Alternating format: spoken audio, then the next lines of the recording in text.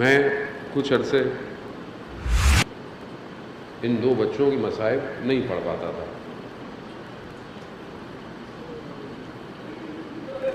کچھ عرصے کے بعد مجھے کربلا جانا نصیب ہوا اپنے بچوں کے ساتھ پہلی دفعہ. میں نے دیکھا جس دن ان کی زیارت پہ جانا تھا میرے بچے بیمار ہو گئے. مجھے احساس ہوا کہ شہزادے کہیں ناراض تو نہیں ہیں.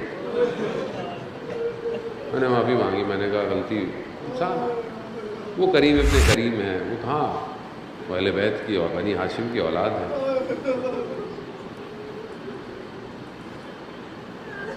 مختلف ہیں لیکن اصل جو شروع ہوتی ہے وہ یہیں سے کہ یہ دو بچے جب ابن زیاد کو پتہ چلا نا کہ یہ مسلم کی اولاد ہے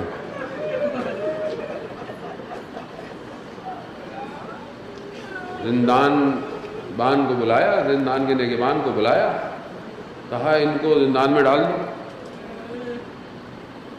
ان کو صحیح کھانا نہ دینا, ان کو ٹھنڈا پانی نہ دینا.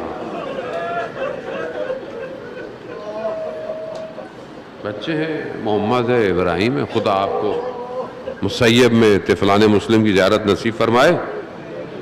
عزیزان محترم, زندان میں کہتے ہیں انہوں نے سال گزارا. سال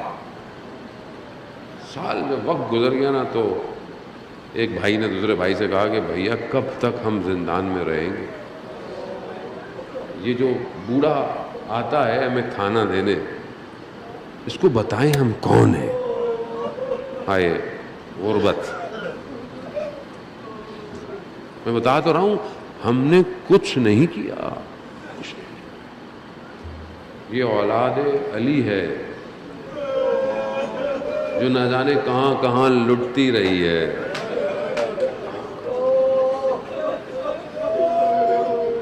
وہ کیا کھانا کیا لاتا تھا؟ 2 جو کی روٹیاں اور ایک گوارا سا پانی لا کے دیتا تھا. جب دن آیا نا بوڑھے سے بوڑھا, اے بوڑھے یا عجوز, تم محمد صلی اللہ علیہ وآلہ وسلم کو جانتے ہو؟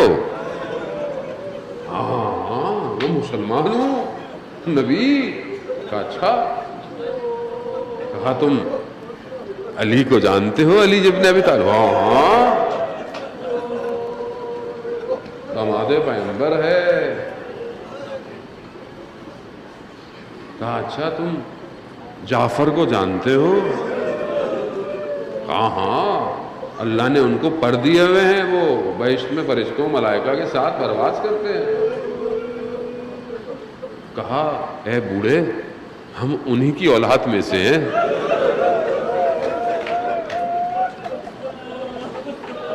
اب جب اس نے یہ سنا گھبرا گیا, وہ گھبرا گیا.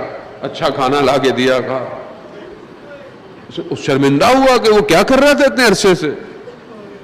اس نے رات کی تاریکی کا فائدہ اٹھایا, ان دونوں بچوں کو کہا کہ نکل جاؤ, جہاں جا سکتے ہو جاؤ, دن میں چھپ جانا, رات کو سفر طے کرنا.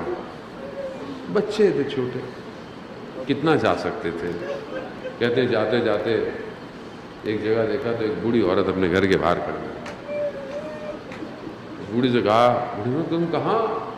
خبر شاید شہر میں گھومی ہوئی تھی کہ مسلم کے 2 بچے جو ہے وہ زندان سے بھاگ گئے ہیں.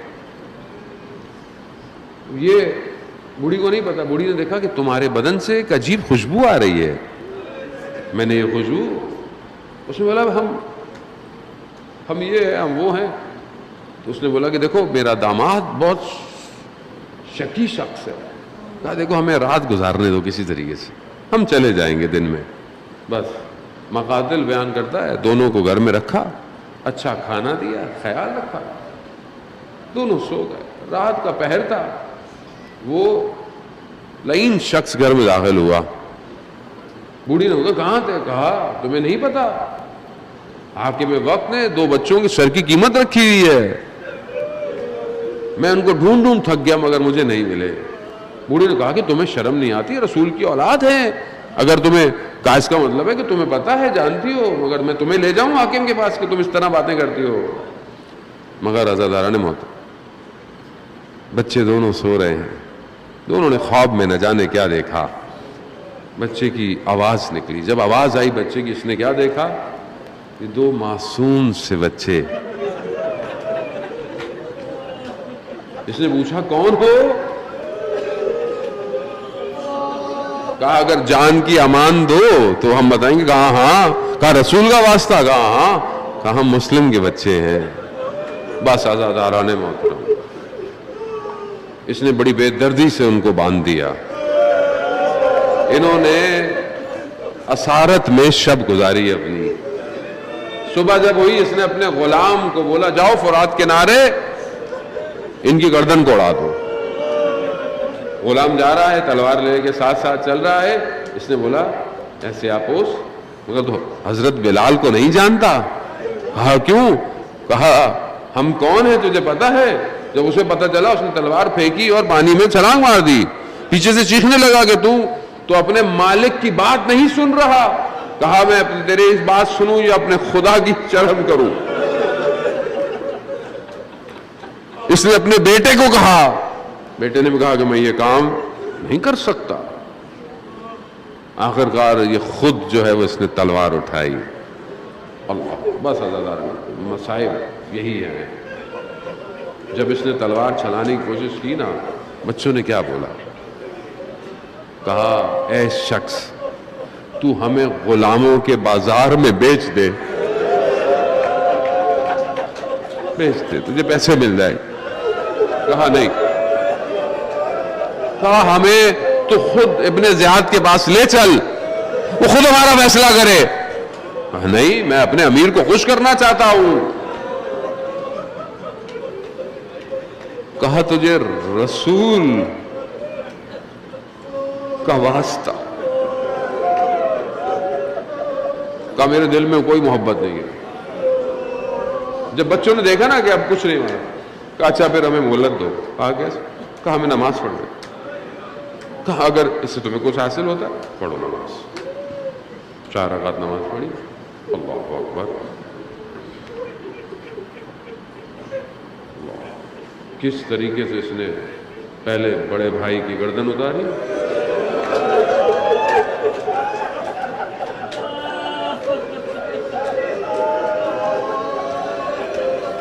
ہاں زیادہ نا, یہ بھی اونو جعفر سے کم نہیں ہے.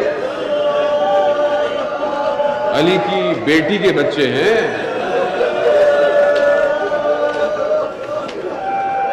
بی بی مدد کریں ہماری, بہرحال آپ کے بچوں کا بورسہ دینے آئے ہیں, ہمارے حق میں دعا کیجئے. ہاں آزاداروں تو غربت میں مارا گیا ہے, کوئی ہے نہیں آس پاس, چھوٹے چھوٹے بچے ہیں. دوسرے بھائی کی بھی گردن اتاری, بدن کو نہر میں پھینک دیا, سروں کو اس نے اٹھایا لے چلا.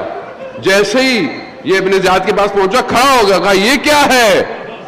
وہ خود اتنا لعین شخص برداشت نہ کر پایا. کہا یہ تو نے کیا کیا؟ کیا کیا؟ کہا حاکم. کہا بچے نے کیا کہا تھا تجھے؟ کہا انہوں نے کہا ہمیں جو ہے وہ تو غلاموں کے بازار میں بیچ دے. کہا میں نے منع کر دیا. کہا پھر؟ کہا ہم نے کہا, انہوں نے کہا کہ ابن زیاد کے پاس لے چل. کہا میں نے کہا کہ نہیں میں امیر. کہا پہ کہا رسول کا واسطہ دیا. کہا انہوں نے اور کیا کیا؟ کہا انہوں نے نماز پڑھی. پھر کیا کیا؟ کہا انہوں نے ہاتھوں کو بلند کیا. یا احکم الحاکمین, ہمارے اور اس کے درمیان میں حکم جاری کر. ابن زیاد نے سننا تھا کون ہے جو اس کی گردن کو اتارے گا. ایک شخص کھڑا ہوا, کہا اس کو وہی لے کے جا. وہی اس کی گردن اتاری, وہی اس کی پھینکی پانی نے اس کے بدن کو برداشت نہ کیا. اس کے بدن کو آگ لگائی گئی. پھر ان 2 سروں کو انہی پانی میں رہا کیا. نہ جانے کہاں سے وہ 2 بدن آئے, گردنیں جڑی, بھائیوں نے ایک دوسرے کو آغوش میں لیا.